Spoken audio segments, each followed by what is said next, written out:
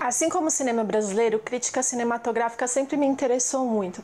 Até porque nenhuma crítica é igual, então parece que não existe um padrão ao se analisar um filme. Na verdade, esse padrão existe, mas o sentimento que é despertado nas pessoas a assistir o filme não é o mesmo.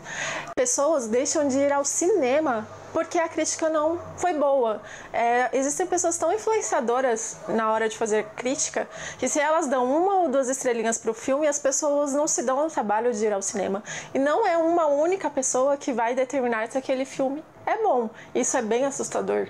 Então, eu fui atrás disso, corri atrás disso para entender melhor como funciona. Existe uma grande diferença entre resenha, resumo e crítica. Resumo é uma forma abreviada de contar os acontecimentos, só que você não pode opinar nada como coisas do tipo gostei. Resenhar é você fazer um levantamento do que é principal naquela obra, sem apresentar defeitos finais. Exemplo do filme que eu amo muito, todo mundo sabe, Quem Quer Ser um Milionário.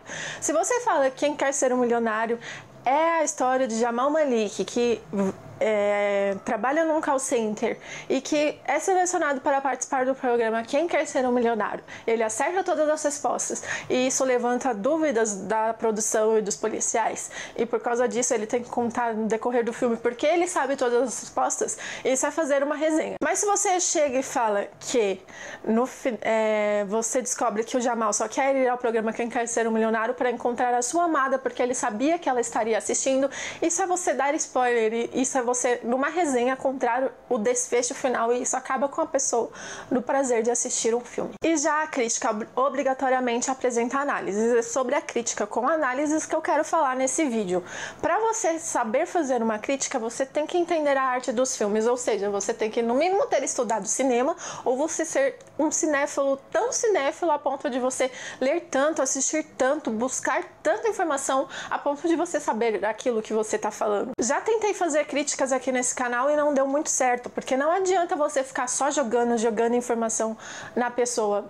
A crítica precisa apresentar um diálogo com o seu leitor ou com o seu ouvinte. Mas mesmo se o crítico for fodasticamente fodástico, não dá pra ele tentar influenciar uma pessoa a não assistir um filme. Tipo, chegar e falar assim, ó, o filme não é bom, não assista. Ninguém tem o direito de fazer isso. Outro ponto, esses críticos fazem parte de um esquema publicitário. A crítica é algo muito subjetiva, são pessoas normais, com sentimentos normais, que podem ter tido um dia ruim. Mas há críticos que se acham no direito de falar do que eles queriam num filme. Exemplo, o cara cria uma expectativa para assistir o filme, ele vai e assiste e vê que não era nada daquilo que ele esperava. Aí ele faz uma crítica falando do que faltou no filme, como se o filme fosse deles, como se ele fosse o diretor do filme. Os críticos não são guias de consumo, então o mínimo que você tem que fazer é se abrir ao filme e ter respeito. A crítica acaba sendo uma continuação do filme, porque o prazer de um filme continua quando você lê uma boa crítica.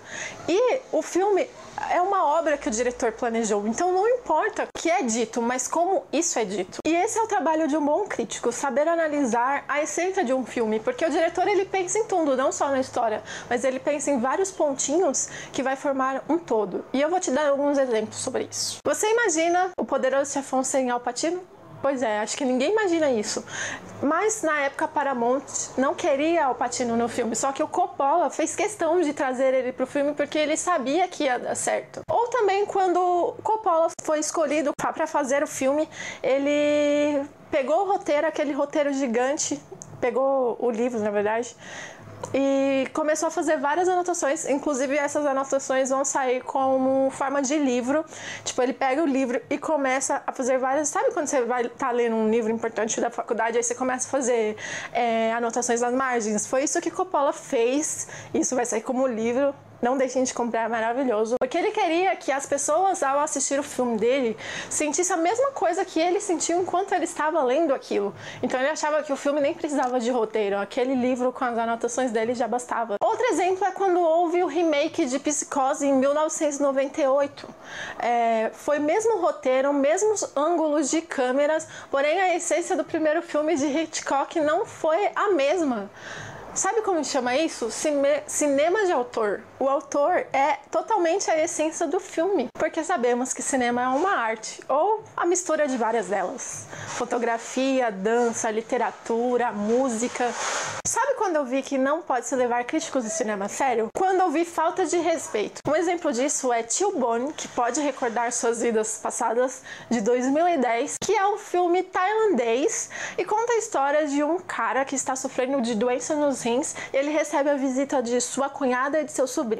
Aí eles estão numa mesa de jantar e de repente vem a esposa do cara que já morreu há alguns anos e ela é tipo fantasma, totalmente normal para eles, e de repente chega outro sobrinho dele de uma forma bem peculiar. Ele virou tipo um macaco, porque ele se acasalou com um macaco. Então a história é bem diferente, talvez para nós que não entendemos um pouco da cultura budista, só que para eles lá na Tailândia deve ter sido super aceito. E aí resolvi ler as duas críticas de dois críticos super renomados e eu vou ler agora elas pra vocês. A primeira crítica do cara que não gosta muito do tipo de filme, mas que aceitou bem e teve super respeito por isso. Estou longe de ser um fanático de Apichatpong. Também devo admitir, sou apenas um pobre ocidental. E nos filmes de Apichatpong convém entrar nas pontas dos pés. Tudo ali convida o espectador ao respeito. Não a esse respeito que pede a arte, sim aos seres humanos que se encontram lá. Quem são eles? Podem ser animais, árvores, pássaros, homens, fantasmas, macacos fantasmas, ventos, sombras, cavernas. E se podem ser chamados de seres porque de certa forma todos existem numa igual dimensão. Como se o cinema de Apichatpong, como já disse, rompesse uma tradição antropocêntrica. O homem aqui é apenas uma parte das coisas e entretém com a natureza, com as lendas, com o tempo e os objetos em geral, em uma relação perfeitamente horizontal. Agora vamos ler as críticas daquele crítico que se acha e que faltou totalmente com falta de respeito em relação a um filme que ele não gostou. Brincando, eu sempre dizia que o filme feito por um país da África que tivesse algo de diferente e chato, certamente seriam adorados pelos críticos que numa onda avassaladora e com medo de contestar alguma coisa sobre pena de passarem por burros, corria o risco de virar êxito mundial. É mais ou menos isso que acontece com esse diretor vindo da Tailândia, que parece um primitivo ingênuo comparado com a pintura, diante do que faz de cinema em seu país, imitando dos mais criativos coreanos e chineses, e que chegou ao cúmulo de ganhar a Palma de Ouro no Festival de Cannes de 2010. Realmente uma coisa se pode dizer em sua defesa: é diferente, esdrúxulo e esquisito.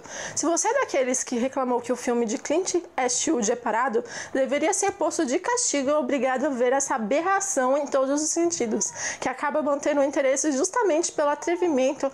Até que ponto o diretor é capaz de fazer um filme tão original? É um filme espiritualista, ou melhor, é um longa de fantasma mesmo, baseado na religião budista. Foi realizado por pessoas que acham que a presença de fantasma é absolutamente natural. Mais do que isso, a fé budista acredita na transmigração de almas entre humanos e animais. O que se vê nas pessoas é dificuldade em aceitar padrões que estão fora de Hollywood. Em Ghost nós temos fantasmas, em A Hora do Pesadelo nós temos um cara que entra no teu sonho. Em Homem-Aranha nós temos uma teia que sai da mão do cara. Só que se isso foi feito num filme tailandês, parece bizarro e já há uma negação, uma falta de aceitação logo de cara. Então, para resumir, se você quer ser um bom crítico de cinema, primeiro de tudo, você tem que ter respeito. Segundo, você tem que ler bastante, assistir bastante, buscar mais conhecimento a todo tempo, porque as informações têm pressa.